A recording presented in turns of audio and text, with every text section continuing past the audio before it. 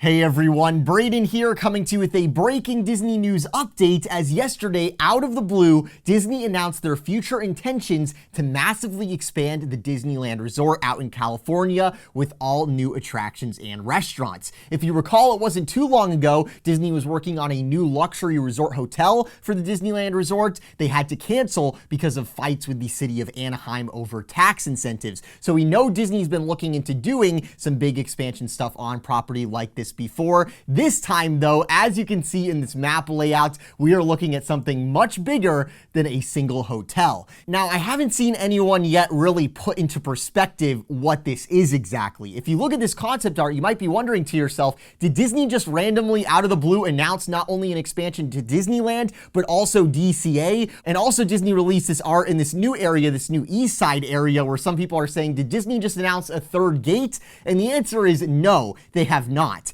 Disney didn't say that they are actually expanding anything here. They're saying that in the future, they want to be able to. What this whole movement Disney's launching is, it's called Disneyland Forward. It is a political campaign in the city of Anaheim. Basically, the issue Disney has is back in the 90s, the city of Anaheim put in place this specific plan which dictates, which zones out what parts of Disneyland are designated for what. So what part is attraction space, what part of Disneyland is hotel space, what part of Disneyland is parking. Obviously, Disney doesn't like this because it severely limits their creative freedom and also their ability to expand, which ties directly into their financial freedom, the possibility of making more money at Disneyland. If they can't really do much in the way of expanding, if they have to work with the current zoning and everything, Disney really can only add so many new offerings. All they can really do is refresh old stuff, try to do different things with ticket pricing to try to increase profitability, like how we recently saw Disney get rid of their existing annual pass holder program. And we've seen this several times now where Disney has gone to the city to get approval for things and it has not gone well. And I think the blame here lies with both parties. Usually Disney's biting off too much, right? Asking the city to help them legally, like they want to build a new hotel or whatever. And at the same time, they're also demanding tax breaks along with that. And the city's like, I don't know about that, right? And then on the other hand, on the city's side, it's often a show about being against corporate greed and things like that. And in the end, they say no, and no new business comes along. The city loses future tourism that they could have gotten, and also all those new jobs that would have been gained by letting these things through that they were against. They end up not happening. So you don't get the jobs, you don't get the tourists. So it really isn't great for the city either. It's a very hard thing to balance. The dynamics here might be changing now due to the lockdowns of the past year, where the city is no longer in a place to really be fighting Disney on Disney wanting to bring capital investment to their city.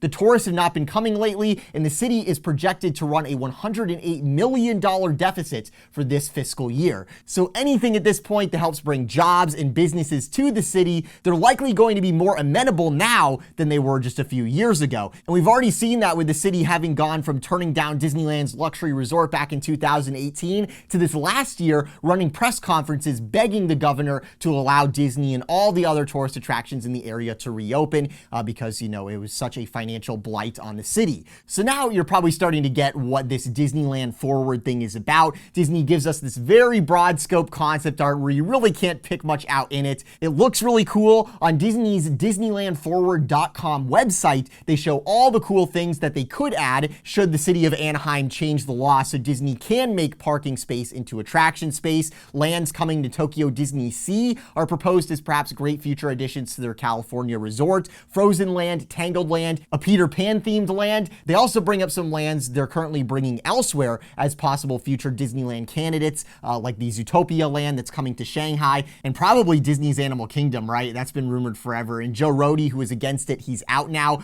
They also talk about things that we have or are getting here in Walt Disney World soon. They say, hey, maybe we'll add Toy Story Land or Tron to the Disneyland Resort. They show concept art of the Jock Lindsay's Hangar Bar concept art as an example of the level of restaurant and entertainment they could bring to this very vague East Side property that some people are calling a third park. Disney told the LA Times there's no plan for a third park, by the way. Disney's long-term vision right now appears to be expanding their two existing parks in Disneyland. And of course, since this long-term vision is basically replacing surface parking with more rides, shops, and restaurants, that parking also has to go somewhere. So on the campaign website, Disney also talks about a new transportation and parking hub on the east side of the resort, which would include a pedestrian bridge. Interestingly, back in 2017, if you recall, Disney shelved plans for doing something very similar. I'll also on the east side, because business owners in the area told the city that they thought the pedestrian bridge could hurt their foot traffic. So it'll be interesting to see if these new times that we now live in, if Disney will be able to get that through this time around. So those are the very vague details we got from Disney on this so-called expansion, and I really don't even feel the need for us to,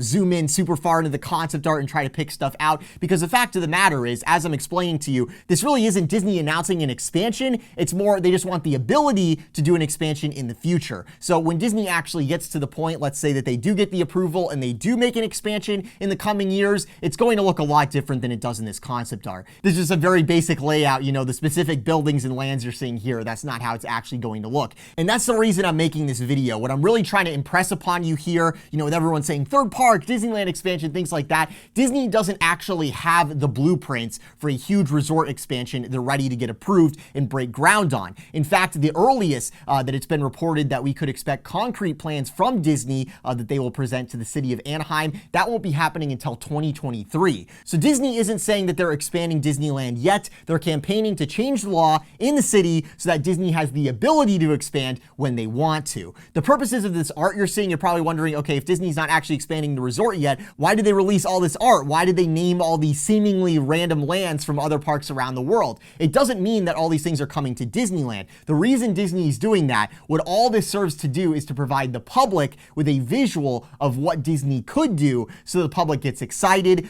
to improve Disney's chances of actually getting the campaign to work, right? If everyone's super excited for this expansion, it's a huge deal. Disneyland locals are talking about they might bring Tron to our park. They're going to bring all these new lands. It's going to be awesome. Combined with the desperate need for capital investment in the area the city of Anaheim is facing, this is Disney really trying to make a run at getting their freedom back in the city of Anaheim, and that is what is going on here. The actual matter of Disney doing everything they're showing us here, putting their money where their mouth is something quite different. As we've seen in Walt Disney World lately, attractions announced almost 5 years ago at this point are still moving along at a snail's pace. Disney's moving away from capital expenditure at the parks towards Disney Plus, and what we do get is actually now going to start being used for a whole new division of Imagineering that is going to be working on stuff that isn't parks related at all. But that is for another video. We have some very big stuff that we're going to be talking about here soon that we are working on. We have 2 stories coming your way on the Walt Disney World end of things, so stay tuned for that. I have to say, if Disney actually had announced fully drawn out plans for a huge Disneyland expansion where they named all the specific lands and all the areas and everything, I don't know if I would have been pleased, considering that Comcast is working on a brand new gate in Orlando, Epic Universe, to which Disney has absolutely no plans to combat. Disney is finishing up projects that they've had going on in Walt Disney World for a long time, and the plan after that is to use celebrations and things of that nature that require very little actual investment, hoping those will continue driving crowds, while meanwhile down the street their competitor is going to be building a Nintendo Land in Orlando, which I can tell you looks like a much more exciting atmosphere to be in than most parts of Galaxy's Edge, which are basically like a nondescript sort of post-apocalyptic vibe. Now, the rides that are in the Nintendo Land that's opening in Japan, they're not really anything Rise of the Resistance level, so Disney does have some reason to think that they are the best, and they think, they don't have to worry about anything, but that isn't entirely true. I think Disney should be a little worried. I think they should be a little bit more competitive in putting more money into the parks here, because Disney doesn't want to end up with another Wizarding World level shock. So I guess we'll just have to wait and see what Disney does as Universal continues working on this Epic Universe project. That is a big, big deal. The other thing I wanted to add on the Disneyland front, since we are already amidst a very rare Disneyland only, Disneyland specific Mickey Views news video here, I told you guys when we got all the reopening details, I'd bring them for you here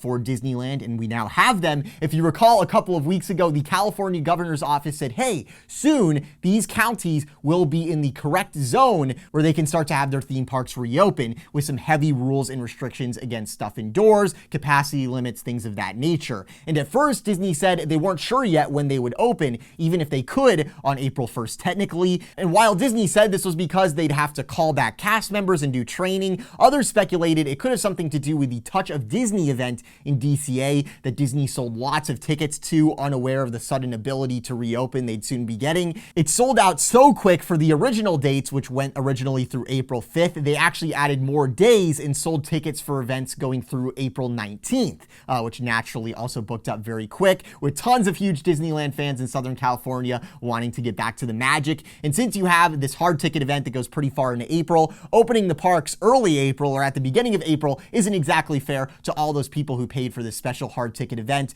to have access to the park. So combining all of that with getting the cast members trained, getting the parks and the rides back up to speed for reopening, Disney's testing them right now. Disney has announced that Disneyland will be reopening on April 30th with some heavy guest capacity limits. CEO Bob Chapek broke the news live on CNBC and said that they'd be opening at 15% of the fire code, pointing out that they never actually fill a park up to the fire code anyways, which says to me we're probably looking at Disneyland opening at a little over 15% park capacity, since park capacity is less than the fire code, I believe, ever so slightly. And then the race is on to see how long Disney has to keep crowds at these super low levels. Bob said even at these super low capacities, the park will be at a positive net contribution level. It will be making a positive contribution to their variable costs. They used that phraseology on the earning calls back when Walt Disney World was gearing back up as well. How that, catchphrase actually equates to profitability, I am not an accountant, I do not know, but I'd say the longer Disney is forced to keep Disneyland operating at that bottom capacity threshold, the worse it'll be for them financially. Disney definitely wants a situation like they've had in Walt Disney World, where they have the freedom to bump up those capacity numbers whenever they feel like. So we'll stay on top of that situation, but safe to say this is some great news for shareholders, Disneyland reopening, and even greater news for those Disneyland fans that have waited longer than almost any other parks fan around the world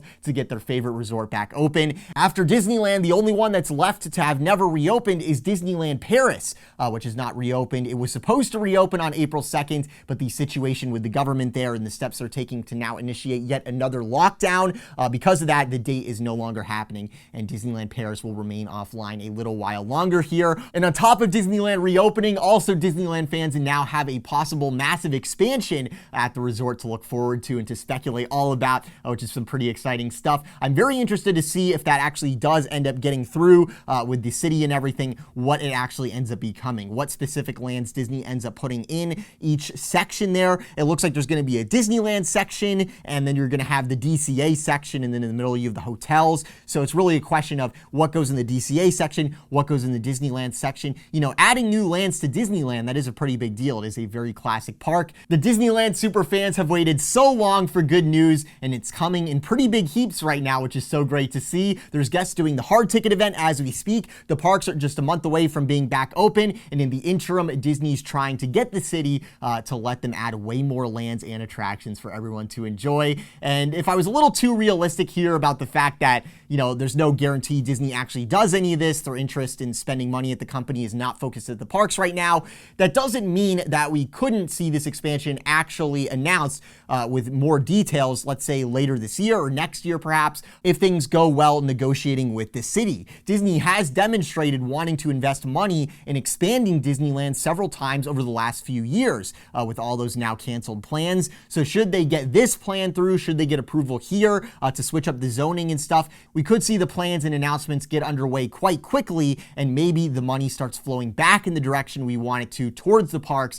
which are the consistent profit engine for the Walt Disney Company that even in some recent years accounted for the majority of Disney's earnings. Some people think that the Disney parks aren't as big as the studios because of the way the executives treat the parks as something that's downstream from the studios with the whole synergy model that Eisner pioneered. The reality is the parks are an integral part of Disney's business monetarily, and it'd be very difficult for Disney to invest the amounts they do in the studio without having the parks to back that up. They'd be hard pressed to live without it. So that's what's going on in Disneyland. Be sure to subscribe with those notifications on to stay on top of all the latest going on in the Disney universe. We'll keep you on top of these news developments. As I said, I will be back with you very soon as we've got some exclusive stories to break I'm very excited about. Thank you all so much for watching from the Mickey Mouse Magic Studio. This is Brayden. I'll talk to you soon. Have a magical day.